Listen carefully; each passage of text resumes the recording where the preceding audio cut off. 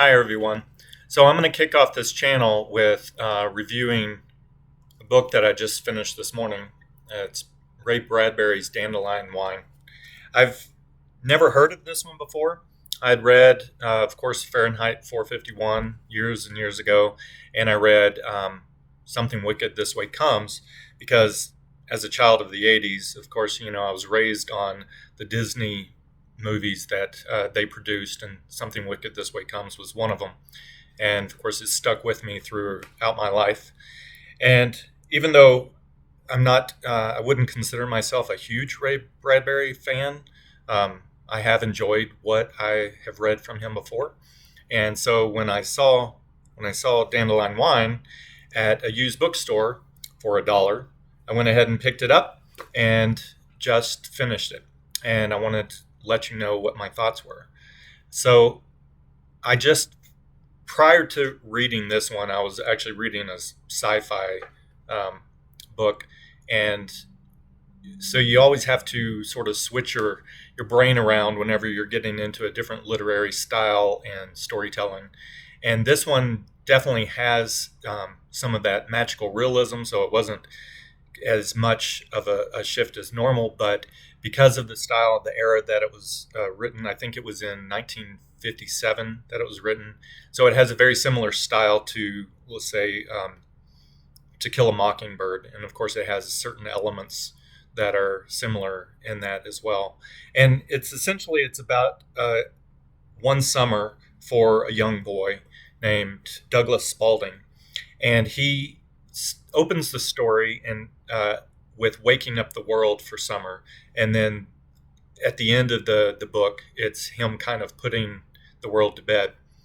And what I found fascinating in retrospect, as I was thinking about what I would say concerning this book, was really that all of the different elements, as I was reading it, it had certain parts that were very similar to uh, poetry. It had, a very poetic, sorry, poetic a aspect to certain passages in the story, and then it also had a very almost like a short story collection um, aspect to it. So as you're reading along, it's not just Douglas, it's really about the town, but it's how he is fitting in it.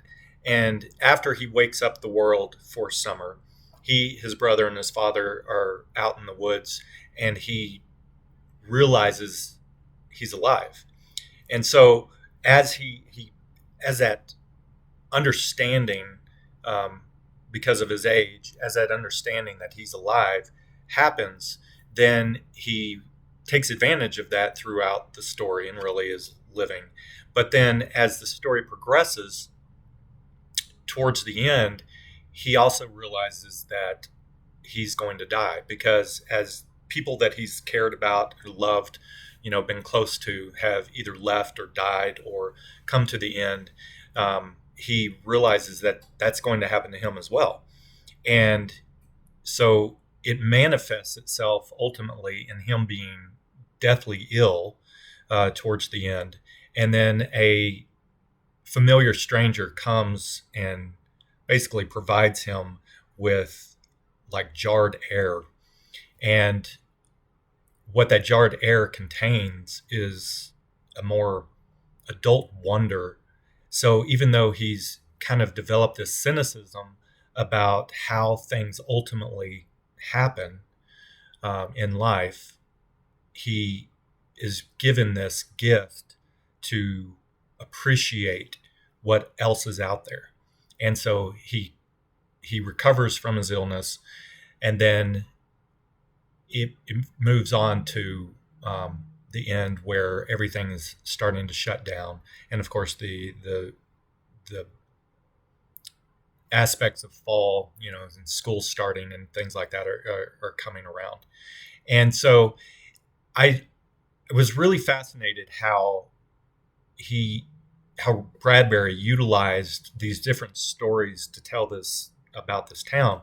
And I recently read Black Swan Green as well, which is also, it's about a year in the life of a young boy and his evolution of kind of standing up for himself and things like that in a small town.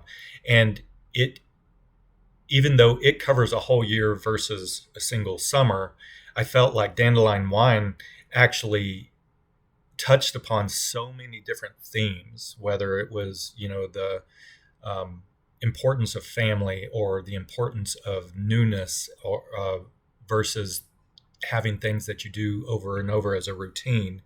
Or it even talks about sort of genetic uh, history, and how when the great grandmother is dying, she tells them that she will be around for thousands of years through her, her children and her grandchildren and great grandchildren.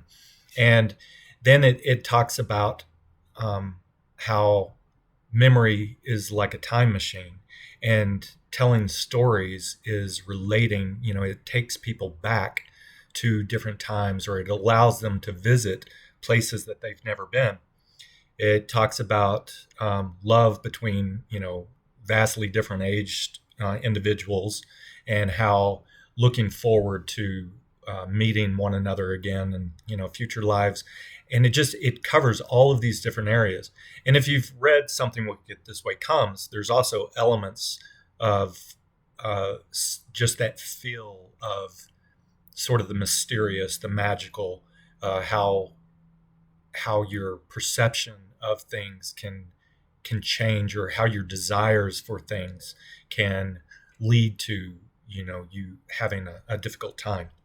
So if you haven't read Dandelion Wine, I'm highly recommending it. I'm actually surprised, because of it being so similar to some of these other stories of the era, that I had never heard of it.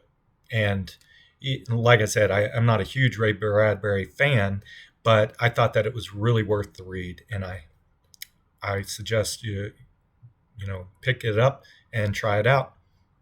All right. Have a good day. Bye.